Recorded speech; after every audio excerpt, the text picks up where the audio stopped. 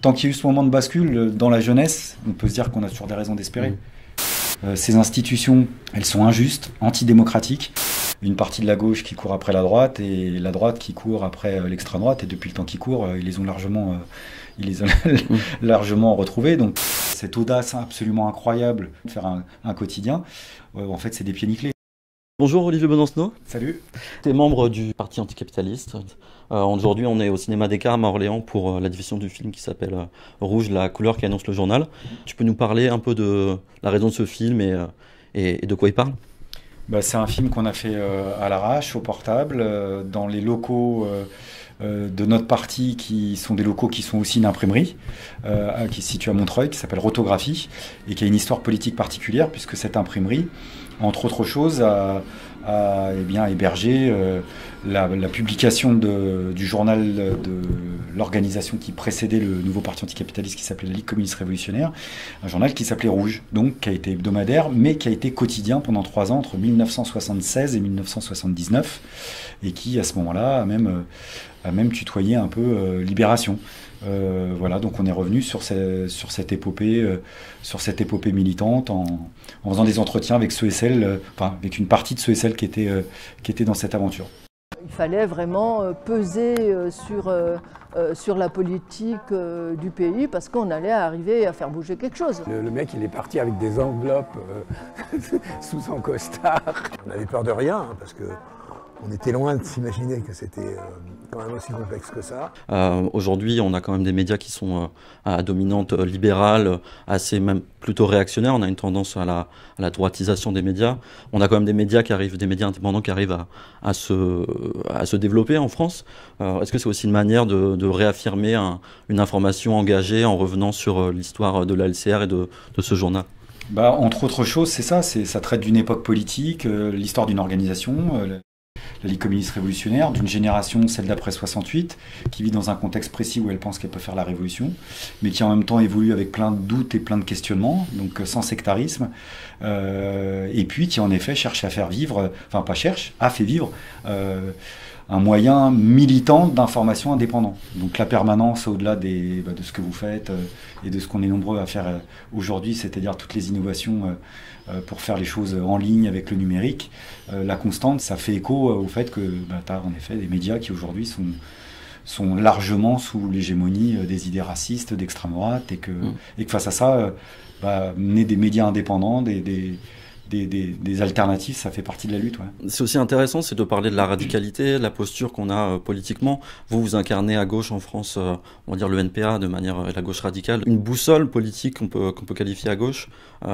Pourquoi c'est important de garder cet horizon d'émancipation radicale, antifasciste, antiraciste, féministe à gauche C'est important en France, c'est important dans le monde entier, par-delà les frontières, de s'attacher au mot que tu viens de prononcer, qui est moi un mot vraiment que j'apprécie par-dessus tout, qui est le mot émancipation.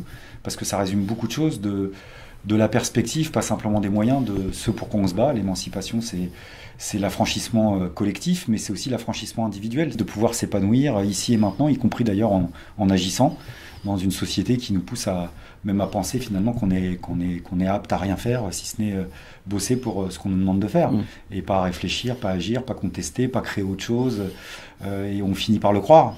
En fait, donc je crois qu'on est une grande majorité de la population qui est exploitée, qui est opprimée, mais qui est aussi membre à part entière de la classe productrice et qui est frappée du même symptôme, c'est le doute, le manque de légitimité. Donc ce qui nous a plu, nous aussi, dans cette histoire, c'est en fait de voir à travers des personnes tout à fait incarnées que il y a cette audace absolument incroyable, qui est même démentielle en réalité, qui est même en réalité hors de portée, financièrement et techniquement, de faire un quotidien, mais qui n'est pas du tout sur le thème nous on sait, nous on a tout vu, on sait tout faire. En fait, c'est des pieds nickelés. Elle marchait bien, mais elle tenait un peu avec des bouts de ficelle, puis surtout, moi j'étais pas imprimeur, personne ici était imprimeur. On voyait bien qu'on n'était quand même pas des très grands professionnels. Et je crois qu'on doit être le seul quotidien qui est sorti en France avec des pages à l'envers.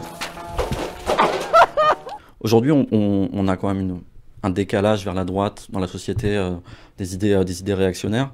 Toi, tu as fait 2 élections présidentielles, tu as été 2 fois candidat en 2002 et en 2007, à une époque où au deuxième tour Jean-Marie Le Pen qui est passé, mais il n'était qu'à 16-17%. Aujourd'hui, c'est quasiment le double. Comment t'expliques cette évolution de l'extrême droite en France et la fascisation de la société? Je dirais qu'on leur déroule un tapis rouge depuis maintenant des années et des années du côté de l'appareil d'État et de la classe politique. C'est-à-dire on a eu pendant longtemps et encore malheureusement une partie de la gauche qui court après la droite et la droite qui court après l'extrême droite. Et depuis le temps qu'ils courent, ils les ont largement retrouvés. Donc aujourd'hui, le RN, ils ont besoin de rien dire quasiment. Tout le monde parle à leur place. C'est-à-dire qu'ils ont cette bataille de l'hégémonie politique, ils l'ont en partie remportée. Quand je dis ça, ça n'a rien de fataliste. C'est-à-dire que si ça c'est arrivé, ça veut dire qu'autre chose peut aussi arriver. Mais ça veut dire qu'il tient qu'à nous d'assumer un certain nombre de positionnements politiques et de propositions qui, dans un premier temps, sont minoritaires. Sont pas dans l'air du temps, vont à contre-courant, y compris sur l'immigration, sur l'émancipation dont on parlait, sur l'écologie, sur le féminisme, sur en fait tout ce qui est détesté aujourd'hui dans l'air du temps. C'est-à-dire tu as un climat politique qui est en gros la détestation de la gauche et des Arabes, pour faire vite, entre autres choses. Donc dans ce contexte, il faut tenir bon, et tenir bon, c'est préparer aussi cette suite-là. Ouais. C'est intéressant aussi, c'est que toi, tu as vu cette évolution aussi très récente à travers les dernières élections, c'est que l'extrême droite est de plus en plus visible, et ses idées aussi. On a aussi un camp central qui se ramène vers l'extrême droite aussi. Tu as fait partie de ceux qui ont voulu créer une unité un peu avant les élections législatives. Tu as contribué aussi à ce qu'il y ait eu des discussions pour le NFP. On en est où aujourd'hui avec cette gauche radicale, mais avec quand même une gauche social-démocrate qui est encore très libérale et qui ne veut pas trop s'investir dans le combat antiraciste, antifasciste? Quel regard tu as sur cette situation? Que l'unité est un combat et que le nouveau Front populaire, malheureusement, c'est un objet trop virtuel en tant qu'organisation structurée nationalement. Quand je dis organisation, c'est une organisation large, un cartel tel qu'il a pu se développer au moment des législatives où il s'est vraiment passé quelque chose. Il s'est passé un truc. La victoire, elle nous est pas tombée comme ça. C'est parce qu'on a été là arraché. Il s'est passé un truc notamment dans la jeunesse, qui était soi-disant acquise aux idées du Rassemblement national. Et tant qu'il y a ça, je pense que tant qu'il y a eu ce moment de bascule dans la jeunesse, on peut se dire qu'on a toujours des raisons d'espérer.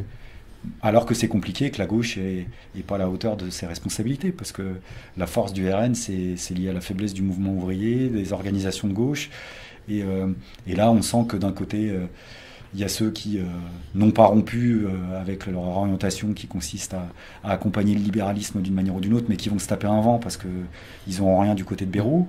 Et puis tu as de manière plus générale le fait qu'on est complètement prisonnier du jeu institutionnel, du calendrier électoral de la Ve République, et que tu sors d'une élection présidentielle, tu prépares déjà la suivante.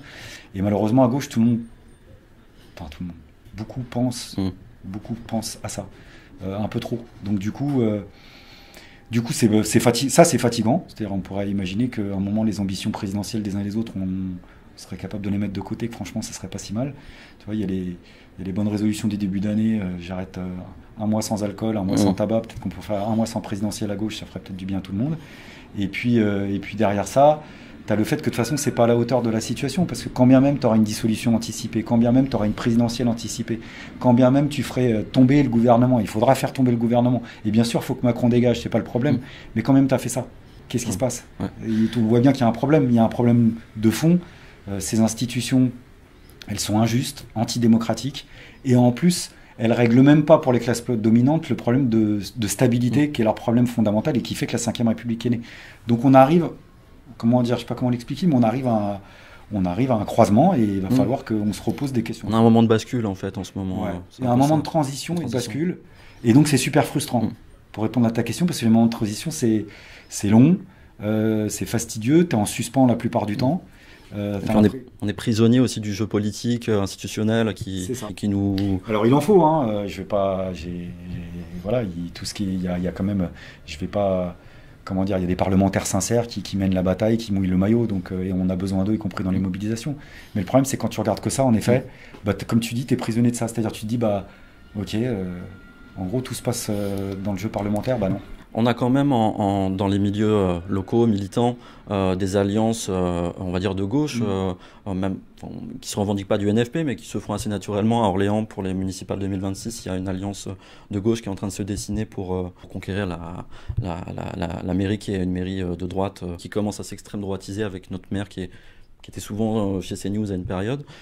Nous payons le prix du sang au Mali. Vous avez sur un sujet qui est connexe, c'est les ordonnances pour quitter le territoire français, les fameuses OQTF des étrangers qui doivent être expulsés parce qu'ils n'ont aucune raison, ils ont épuisé toutes les voies de recours dans notre pays.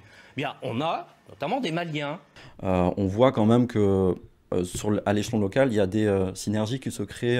Est-ce que c'est pas aussi un bon moyen de nous faire converger les luttes de gauche en partant aussi de l'échelon local? Si, de toute façon, tout part toujours de ça. Et puis demain, dans la société qu'on veut, tout partira de ça, localement. Et il y a en effet plein d'initiatives locales qui allient souvent des secteurs sociaux et des secteurs politiques et des secteurs associatifs, des collectifs, qu'on fait vivre d'ailleurs le nouveau Front Populaire à ce moment-là. Hein. Enfin, il y a plein d'endroits où franchement, c'était même autour de la campagne d'un ou une députée, tu avais des syndicats. Ouais, tu avais des permanences ou même tu avais des gens qui étaient nulle part, qui venaient. Voilà, et donc ça faut le faire vivre au quotidien. Donc si ça passe pas par le NFP, bah, ça passe par autre chose. Mais il faut faire vivre parce que c'est précieux, c'est pas spectaculaire, mais l'avenir repose sur ça, quoi qu'il en soit. Et une dernière question, est-ce que tu as des choses à dire pour encourager les militants locaux à s'investir dans le combat, pour mobiliser un peu les troupes à Orléans, parce qu'on a aussi besoin de dynamisme? Non, moi je sais pas faire ça. Je suis pas, comment dire, je pense que moi je suis pas paternaliste, donc je pense que ceux qui vous regardent, avec qui vous évoluez, ils savent ce qu'ils font. Chacun sait ce qu'il a à faire. On n'a pas besoin le seul truc que je peux dire, c'est que c'est pas un sprint. C'est une course de fond qui nous attend. Donc le seul conseil que je pourrais donner, c'est prenez du souffle. Okay. Voilà. Et désespérez pas dès qu'il y a la première difficulté qui surgit, parce que des difficultés, il va y en avoir 10 500. Voilà. Et la lutte continue? Ah ouais, mais ça, c'est clair. Bien sûr qu'elle continue. Merci Olivier. Merci à vous.